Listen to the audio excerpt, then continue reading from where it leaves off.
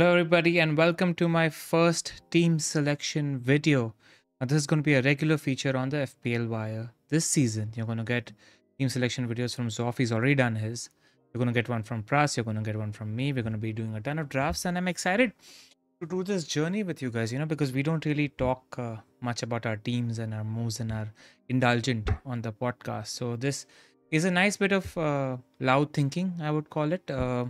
Doing it separately, and I'm looking forward to just sharing this journey with you guys. So here goes, and make sure that you are clicking like and subscribe. I think this is our 5th video in 6 days, so we are pumping up the content literally non-stop. We've got tons more happening. We've got the defense pod happening on Friday, and Pras and Zoff did an excellent wildcard window video on Monday, which I'm going to reference today as well. So make sure you click on the like and subscribe button.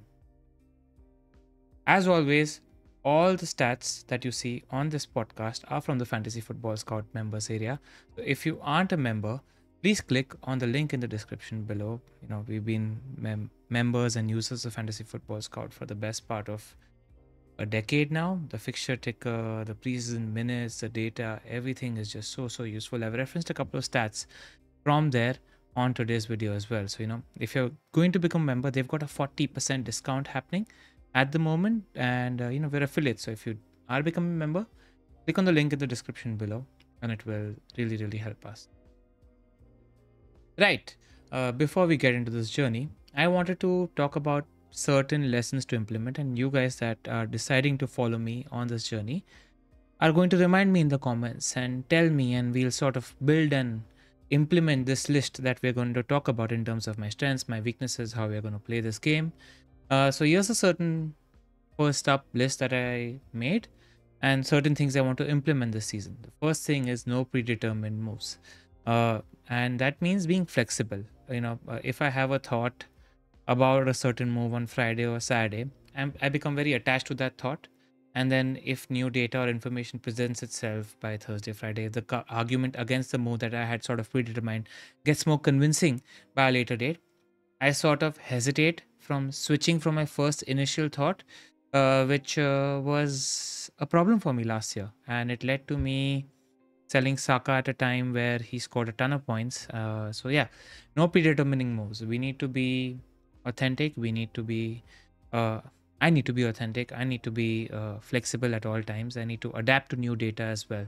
Because what happened is I decided to sell a couple of players a couple of weeks in advance, and then new data presented itself where these players were really good, and because of this mindset of predetermining moves, I didn't change my mindset. I did not adapt to the new information that presented itself, and I don't think that's a good idea. So yeah, that zoom out and think macro once a month on here. This is something you guys need to remind me to do maybe every 4th game week, where we just need to zoom back and think in terms of what are the macro data points that we've learned. Especially in a season where we have the ability to roll up to 5 free transfers. I think that's very important and something to think about. So I'm committing in this team selection journey to think macro every 4th episode is what I'm looking at. In the first thing that the boys already spoke about, that is a fairly important macro point. When we get to the wildcard windows, I'll discuss that. Long-term trends when selling big players. So when you're looking at selling the likes of Salah, Palmer, Haaland, Saka, Watkins, pay more attention to the long-term trends, because good players are good players, and if they're off form for 3, 4, 5 weeks, it's not long before they'll get back into things. Their managers that are playing them realize that these players are big players, and if they're playing them in a role which doesn't get the best output from them, they're going to change that and get them closer to goal. This is what happened with Saka last year. If selling big players backfires, get them back immediately, especially if high effective ownership. Now, this is something I realized when I watched back my first Meet the Manager interview with Joe this preseason. I was just doing some introspection. And one thing is, if we go wrong, just admit our mistake, see it's hurting us, and reverse that move immediately. Something to keep in mind. And you guys, the listeners and the viewers of this video, are going to remind me about this as and when we continue on this journey in the comments. So, I'm excited to sort of loud think with you guys and go on this journey with you guys. I think it's going to be very interesting and fun. Yes, one thing is, as a content creator, you can't have ego. You can change opinion multiple times as a content creator. If I have said something like, you You can't go without Haaland. Don't stick to that move, even though data presents if mindset arguments become stronger on the other side. And don't dig a deeper grave, doubling down, tripling down on what you said as a content creator.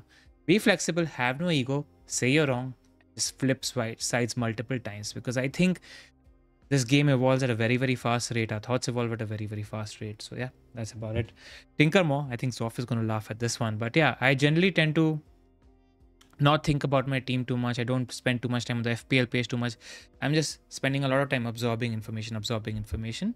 And I've changed that already in the last week, where I'm playing around with the team, screwing around with the team, and permutations and combinations a lot more. It just gives you a greater idea of what's possible out there. And you can still continue to absorb information and have an open, flexible mindset.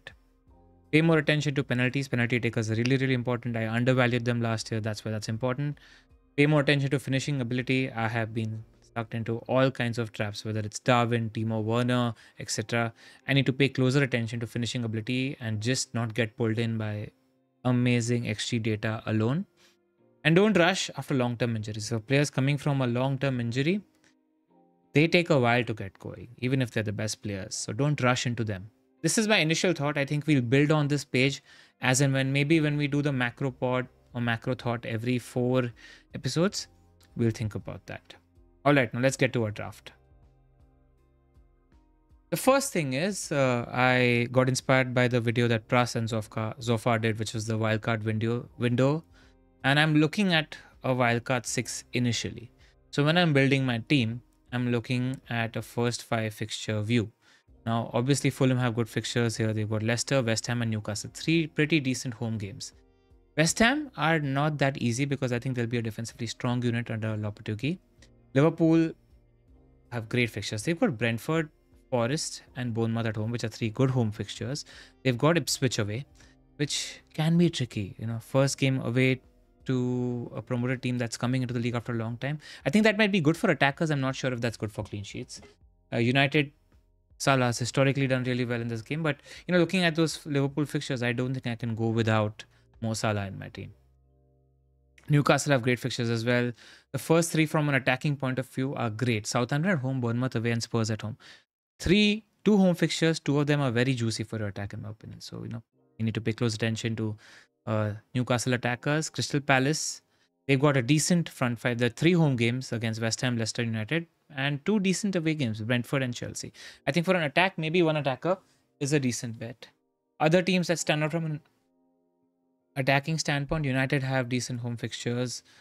Fulham and Liverpool, not decent. Fulham and Brighton are the first 2 games for United. They've got Southampton away game week 4 as well. So the first 4 from an attacking standpoint are pretty decent. Who else? Villa have a slightly difficult first to West Ham away and Arsenal at home, but after that, they've got Leicester away, Everton at home, and Wolves at home. So, if you're going without Watkins, you need to think about a route for him in game week 3-4 because it could get tricky.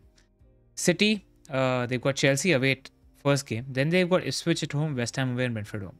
2, 3, 4 are very difficult, easy on paper. Not very easy, they're easy on paper. They look good, good fixtures on paper. And Haaland is the standout captain in game week 2, in my opinion. So, you need to think about whether you want to go with Erling Haaland or not. And Arsenal have a good first 3, in my opinion. They've got Wolves at home, Aston Villa away, Brighton at home, and then Spurs away. So first 4 from an attacking standpoint are pretty decent when I'm talking about Arsenal. So just a quick overview of fixtures before we go into my draft. Now the big decision, obviously, is whether you go with Erling Haaland or not. Now this is data that I got from the Fantasy Football Scout members area, where Haaland historically is just an incredible start. I remember that he started off the last 2 seasons with a hat-trick, a brace, multiple occasions. So this is the data. In the first 5 game weeks, in the season 22-23, he got 9 goals in the first 5 game weeks, 1 assist and 58 points. I think it was 1 or 2 hat-tricks. And the next best FPL asset got 38 points. In the season 23-24, he got 7 goals, 1 assist and 45 points in the first 5 game weeks. The next best FPL asset got 37 points. And he's had a full rest this season, this preseason. Those guys that haven't played in the Euros, that haven't played in South America, just generally, I think their weightage goes up by 10% this season, if you ask me. So your Haalands, Odegaards, etc., Rashfords that haven't played a single minute mid-season, in the off-season, they're pretty good assets. And looking at this Haaland start, I feel like looking at this and looking at how, what are the alternate captaincy options in Game Week 2? You've got Salah, who's got Brentford at home. You've got Palmer, who's got Wolves at home. You've got Newcastle, who's got Bournemouth at home. And you've got Arsenal, who's got Aston Villa. So probably your best bet is Salah, who's got Brentford at home, which is a decent fixture, but isn't comparable to Haaland, who's got Ipswich at home, who's historically a fast starter, who's looks like he's a flat track bully, and he's got Ipswich at home. It's a hat-trick fixture. I feel like my first instinct was to try and build a draft with Haaland and Salah, because looking at Liverpool's fixtures, I don't think I was going to compromise on Salah. So that's going to be my first compromise. Maybe in the next draft video I do, I will throw in a draft without Haaland as well. And as and when more and more information emerges, we'll see whether we want to go with Haaland or without Haaland. And I think this depends a lot on the enablers that emerge between now and the start of the season. This is far from a decision being made, but yeah, I already gave a spoiler. I obviously looked at the wildcard windows that the boys did in the video. And what I like about the wildcard window is that Game Week 6 to 11 is a very strong window to move away from the players that we had and get new players. So, Chelsea, for example, they look at the bottom of the ticker, but they've got Brighton at home, Forest at home, Newcastle at home, between 6 and 9. So you can jump on them. City have a really nice entry point. So if you're going to wildcard in Game Week 6 or 7, you're definitely going to have Erling Haaland. So Newcastle away, Fulham at home, Wolves away, Southampton at home, Bournemouth at home, Bournemouth away, Brighton away. You're really going to have City players, 2 or 3 of them, come the Game Week 5 wildcard. Everton have a good chunk of fixtures. Spurs have a good chunk of fixtures. And even if let's say you're committing to Haaland, right? Let's just look at this. You can sell him Game Week 3 or 4 for an Ollie Watkins if you want to, especially because Aston Villa have Everton at home and Wolves at home in 4 and 5. So this might be the time you want to switch depending on how the players are done. But I think when building my draft, I want to keep another out to Watkins. So you can either sell Kai to Watkins. Kai's got Wolves at home, Villa away, Brighton at home, and then he's got Spurs away and City away, which are 2 tough fixtures. So this might be a good time to pivot to Watkins if you're not starting with him through Kai or through Isak. Isak's got Southampton at home, Bournemouth away, Spurs at home, and then he's got Wolves away and Fulham away, which are not easy fixtures. So I think you need to have 2 outs, and most of us are going to own Isak anyway. Just need to have a plan for Watkins come Game Week 4 because of those 2 juicy home games for Villa. So yeah, keeping that in mind, let's look at my team. Right, I'm going to talk through my defense first here. And, surprise, surprise, I've gone for Haaland. I've already mentioned that. I've gone for Salah, but I've not compromised too much on my defense. I've got Trent in there. I've got Munoz in there. And I see them as sort of perma plays in the first 5 fixtures. And then I've got sort of a rotation happening between Konsa and Murillo, which I will discuss later. And at the moment, I've got Henderson, which is a 4.5 as my keeper. I'm likely to go 4.5, 4.2 as my keeper. Now, why am I going with this defensive structure? There is a certain bit of a rotation that I've spoken about, right? Now, Liverpool, Ipswich away, Brentford at home, United away, Forest at home, Bournemouth away. Trent's going to play all those fixtures. Trent's never been a 7 million asset. So, apologies for my throat. Trent's never been a 7 million asset. I just think there's too much upside in these first 5 fixtures. If I can help it, I want to try getting him. There's a good chance he could play a right-sided mid. There's a good chance he can play a foraging forward, wing back. More to follow while we're following Liverpool through their preseason. Same with Munoz, who's got West Ham at home, Leicester at home, and United at home in the first 5 fixtures, and then Brentford and Chelsea away. I think he's just a perma play because he's capable of points on both sides of the pitch. Glasner's Palace did really well. They ended the season really well last season. And it's a surprise to me that Munoz didn't get a goal, which I think is a good thing because certain people might undervalue him. He plays like a forward. And if he continues in the same role that he did last year, then I think he's a very good pick. Now, why did I throw Murillo in there? Because if I'm going with Konsa, you see West Ham in Game Week 1 away, Leicester away in Game Week 2 for Aston Villa. Murillo sort of covers that really well. He's got Bournemouth at home in Game Week 1 and Wolves at home in Game Week 3. And he's got a decent fixture in Game Week 2, which is Southampton away, where Konsa has Arsenal at home. So it sort of helps with this sort of rotation where he covers the weak points for Konsa. And then Konsa's got Everton at home and Wolves at home in game week 4 and 5, where Murillo is pretty much useless, but it sort of covers that point. And as backup, I have Bako, who's got Ipswich at home and Forest at home in game week 4 and 5. It's likely that he could be the 4 million of choice. Estupinan is not going to be fit for a while, is what I hear. And Bako could be playing wing back in that Brighton team. So, it's a good 4.0 asset to have as a backup. Other options that were in my 4.5 sort of rotation, Newcastle, they've got Southampton at home and Spurs at home in game week 1 and 3. So, I don't think that game week 3 Spurs at home is a good fixture for a 4.5 million Newcastle asset. That said, it looks like Trippier could be moving to Saudi. So if Livramento becomes a 4.5 million asset of choice, we can go there. United, again, don't cover really game week 3 really well. And game week 3 is sort of important to look at because Liverpool and Crystal Palace, where I have Trent and Munoz, have United away for Trent and Chelsea away for Crystal Palace. So, how good is that going to be? It's good to have some backup options as defensive options. Even though we're going to play these attacking assets, game week 3 is going to be a slight issue. Brentford is another team that I've considered. Rico Henry. He's got Crystal Palace at home and Southampton at home in game week 1 and 3, which is nice. I'm not looking at 4 and 5 because if I'm having Konsa, he's got a decent 4 and 5 in Everton at home and Wolves at home. So that's where we're at the moment. Mykolenko is in the thoughts. Chelsea centre-back is in my thoughts when I'm looking at a defensive rotation. And if I'm looking at a premium asset, obviously Arsenal are in my thoughts because they've got Wolves at home and Brighton at home in game week 1 and 3. If you ask me, those are 2 clean sheet fixtures. So these are the thoughts where my defense is built at the moment. Spoiler alert, I do have 0.5 million still in my draft. So, we could upgrade at any point. Let me know your thoughts later. And now coming to my full team. As I already explained to you guys, I do have Salah, I do have Haaland. I think that covers captaincy for the first 5 game weeks.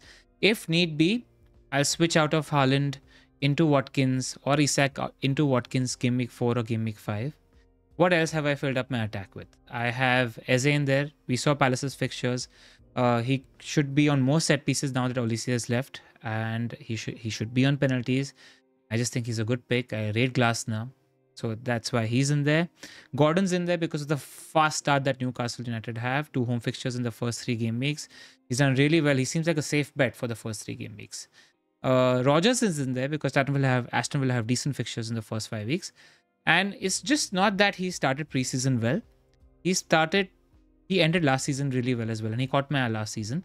Tom Freeman, who I rely on as an Aston Villa guru, says that Rodgers could be playing as the 10 behind Watkins as well. So, need to monitor that. This enabler position as my 4th mid is sort of very important for me because without it, in my opinion, this Haaland Salah draft doesn't work. Unless I go trend down to Guardiola or an Arsenal defender. But I likely don't want to do it. So it's dependent on that. Isak, I think, is the most nailed pick in my team. Given his fixtures at the start, given penalties, given Southampton at home, he's in there. And Muniz, Fulham were top of the ticker between game week 1 to 5. He was top of, I think, all shots in the second half of the season. Really good underlying numbers. And now he's RM9. He's got that tattooed as well. So he's the number 9 for Fulham now. Obviously, there's threat from Jimenez as well. So, you need to monitor that. But who are the other players that I am considering? Let's just look at the fixture ticker very quickly. Okay, going to go back. Sorry about the production value. I'm just learning to do this. I put this up in a couple of hours, but I think I'll get better and I'll do more subscription animations, all of that. But see, we spoke about Muniz. He's got Leicester at home, with West Ham at home, Newcastle at home in the first 5 with away ties to United and Ipswich, which look pretty good. The other striker that I like in that price bracket isn't João Pedro because I just feel like we don't have information about Brighton. The other asset that I like in this price bracket is actually Everton's Dominic Calvert-Lewin. He's got Brighton at home, Spurs away, Bournemouth at home, Villa away, and Leicester at home. I think those are decent fixtures. And DCL is a pick that's always interested me. Wood is also a pick that interests me in that price bracket. And I had Rodgers in there. Rodgers has West Ham away, Arsenal at home, Leicester away, Everton at home, Wolves at home. The other asset that I like in that sort of mid-price bracket is Kamada from Crystal Palace at 5.5 million. He was really, really attacking. The manager knows him well. The fixtures are decent at the start of the season. That's a name that I'm monitoring. And for that Eze position or around that position, there's just so many players that I like. I like Szoboszlai At 6.5 million under slot, he could be a really, really good pick. I think he's a sleeper pick. People need to be paying closer attention to him. United, obviously, Rashford and Garnacho are in my thinking. Bruno's in my thinking as well. Morgan Gibbs-White, penalty-taking midfielder on set pieces from Forest, who've got great fixtures to start with. They've got Bournemouth at home, Southampton away, Wolves at home. Need to be monitored. Nkunku needs to be monitored, obviously. The Brighton mids need to be monitored. And Heung-min Son, if you're not going Haaland, is a very good punt. In the first 2 weeks, he looks like he could be playing striker, Richarlison dependent. You got Leicester away and Everton at home in the first 2 weeks. And then you sell him to Palmer, Saka, etc. of your choice as well. Now, why this Haaland Salah draft works is I think there's a shot at gaining 15-20 points over everybody else by the time the first two game weeks come. And then you can sell Haaland. And Haaland is capable of a goal, brace, hat-trick in any of the first 4 fixtures, if you ask me. And I just feel like it's easier to sell Haaland than to buy him. So that's the thought where I want to start with Haaland and then sell, because I just think that might be the easier move.